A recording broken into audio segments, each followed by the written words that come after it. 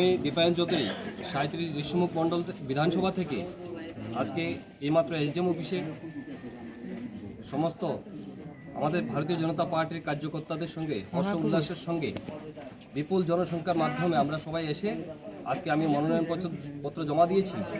আমার পূর্ণ বিশ্বাস আজকে যেভাবে জনগণ এসেছে আমার সঙ্গে, ভারতীয় জনতা পার্টি 37 ঋষিমুখ মণ্ডল আমার যত বিরোধী পার্টি আছে সবাই আজকে বুঝে নিয়েছে ওদের জামানত জব্দ আজকে হয়ে গেছে।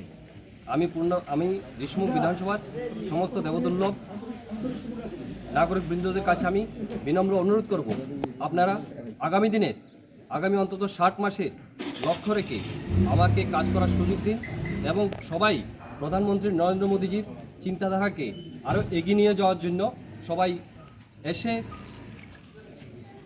বিপুল ভোটে আমাকে জয়যুক্ত করুন, যাতে আগামী 60 মাস 5টি বছর এই ঋষিমুখ বিধানসভার জন্য আমি কাজ করতে পারি। সবাইকে আমি বিনম্র আবেদন করছি। নমস্কার, ধন্যবাদ।